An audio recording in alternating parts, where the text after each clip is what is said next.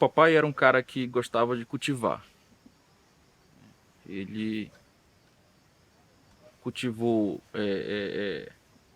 não só sementes literárias, mas cultivou natureza em si.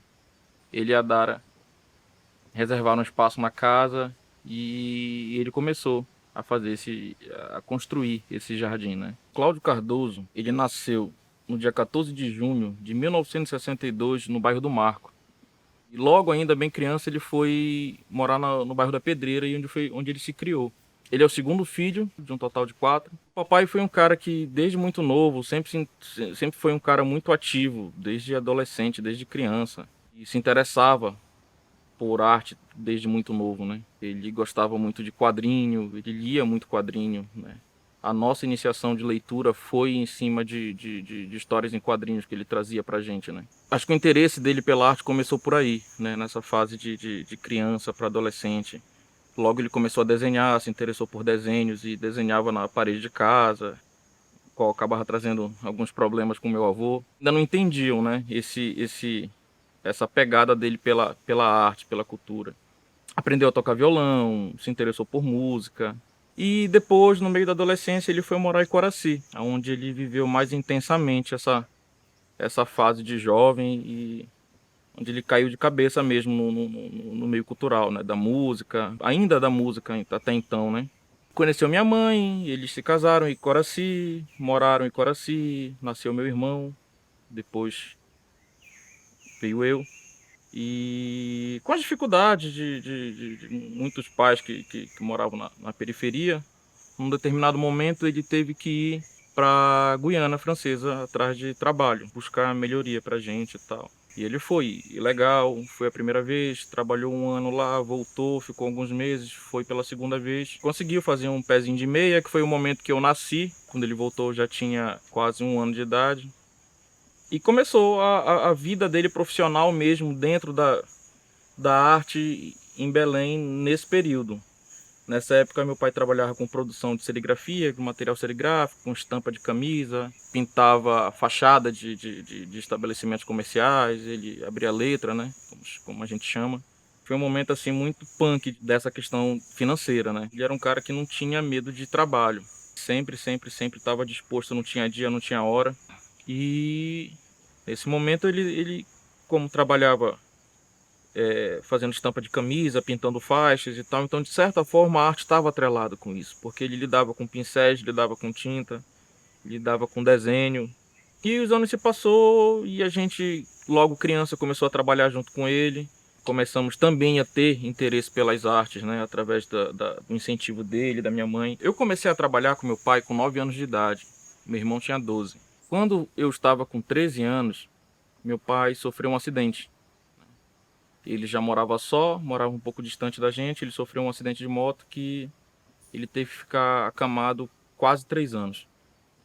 E esse momento, que foi um dos momentos mais difíceis, porque eu e meu irmão, a gente teve que segurar a onda dos trabalhos, né? Meu pai, a gente sem recurso, e ele acamado na cadeira de roda. Então a gente teve que trabalhar mesmo mais pesado. Não era mais aquela coisa a gente ajuda o papai, agora a gente trabalha pelo papai, né?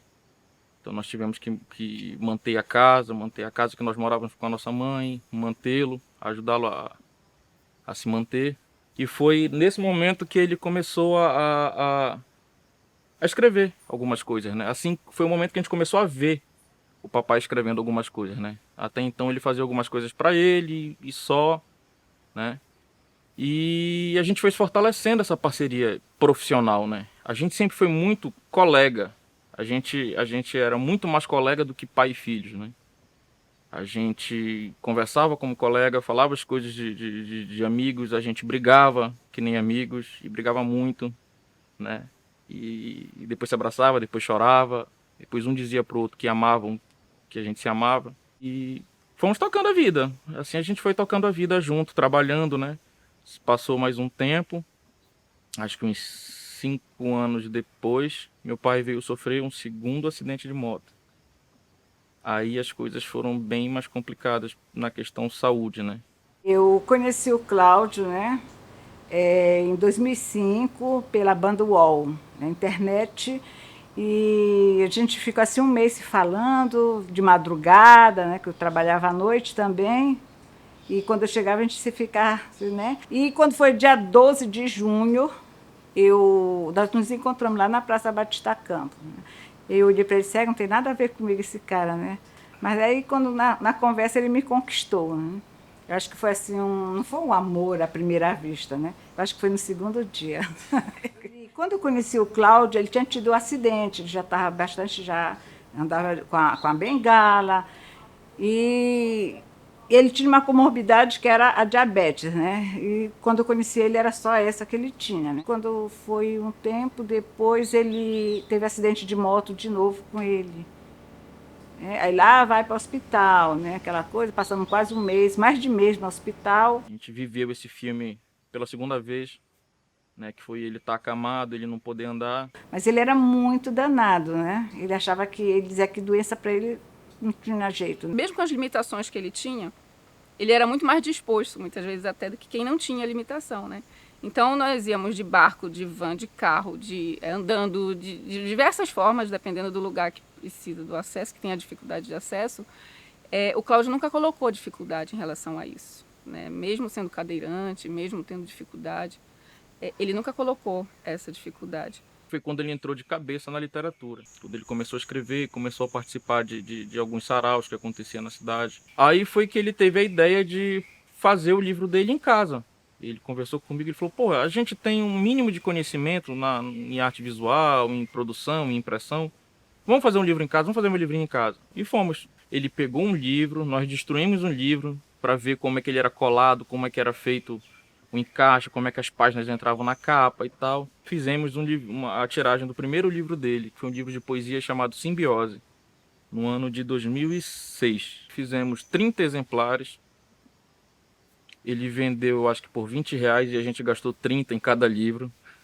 Mas a gente saciou um desejo, uma vontade dele, um sonho. Né? Ficamos muito felizes assim com o resultado, né? Então nisso a gente organizou uma noite de lançamentos, ele chamou uns amigos num bar que eles faziam sarau e se reuniam. E até que os colegas viram o livro e acharam bacana. E chegaram para ele, poxa Cláudio, faz um livro para mim. E ele pegou, não pensou duas vezes, não, bora, eu faço. Aí ele chegou em casa, olha aqui, apareceu uns clientes, nosso primeiro cliente, vamos fazer o livro do Francisco. Então, um belo dia, depois que eu lancei o primeiro livro, né, e que foi o ponto de encontro com o Cláudio Cardoso, eu me realizei como pessoa, pode ser isso que eu quero ser, cara. Mal ou bom, eu quero ser isso, bicho, eu vou viver disso. Aí larguei tudo, emprego, eu tinha emprego com carteira assinada, plano de saúde para os filhos, e etc. E tal. Eu larguei tudo e fui viver de literatura. Sobreviver de literatura. Aí foi quando nós começamos a pensar em como se publicava um livro de real. E a gente foi andando. Aí veio o terceiro, veio o quarto livro, veio o quinto livro publicado de amigos, né? Aí ele resolveu largar a serigrafia, largar a comunicação visual. Passou essa bandeira para mim e para o meu irmão, né? E entrou de cabeça na editora. E foi como surgiu a editora Cromos de livros artesanais, né? Livros em pequenas tiragens que a gente fazia no espaço onde ele morava, fazia em casa, né? Aí já adquirimos uma impressora mais econômica, da qual dava um resultado melhor. E nisso foram se passando. Hoje a gente tem uma média de 280 títulos registrados, né?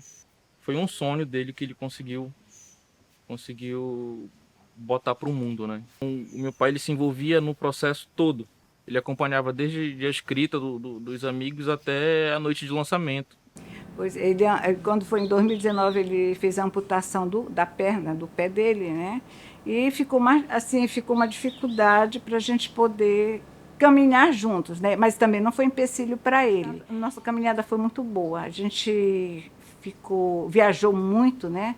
Fomos em Portugal com todas as dificuldades, mas ele foi também. Arrume as coisas que a gente vai. Eu arrumava tudinho, aí quando na sexta ele fazia hemodiálise, aí de lá eu passava aqui, pegava a insulina dele e nós íamos embora para a estrada, né? Então, porque a gente tinha aquela cumplicidade, né, de amor, de briga, né, que a gente brigava também, porque ninguém é a gente não é um casal perfeito, né? A gente brigava também, a gente conversava, e ele era o meu suporte, né? Porque tudo que eu sentia, tudo que eu queria, eu ia falar com ele.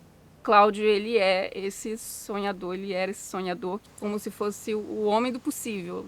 A gente pensava alguma coisa, falava alguma coisa e por mais que tu achasse que era muito distante, muito difícil, ele dizia que era possível, que dava pra gente fazer. A minha relação com o Cláudio começou em 2008 por conta de um projeto que eu coordenava para crianças e adolescentes, que era o Projeto Orube, e na época ele estava na Fundação Curro Velho. Em 2008, meu pai já estava com esse trabalho, né, de produzir livros e já tinha um conhecimento no cenário literário em Belém. Ele foi convidado para assumir uma gerência de linguagem verbal na até então Fundação Curro Velho, né? E ele ia atuar no prédio da Casa da Linguagem, né? Então foi assim o primeiro contato dele assim com entidades, com a esfera pública, né? Então onde ele sentiu que ele poderia de alguma forma possivelmente com mais facilidade, né, trabalhar essa produção literária, né, fazer eventos voltados para a literatura, né, voltar a fazer a Casa da Linguagem ativa nessa temática da literatura, né, que foi um espaço construído, idealizado para isso, né. Então, ele era o cara que ia nesses espaços, que tinha esse contato direto com essas pessoas das comunidades, com as crianças, né? Como é possível tu gostar de ler? Como é possível tu gostar de ouvir? Como é possível tu gostar de ouvir a história do outro, né? Ele contava histórias, ele lia, ele ficava cercado de crianças, né? E adolescentes.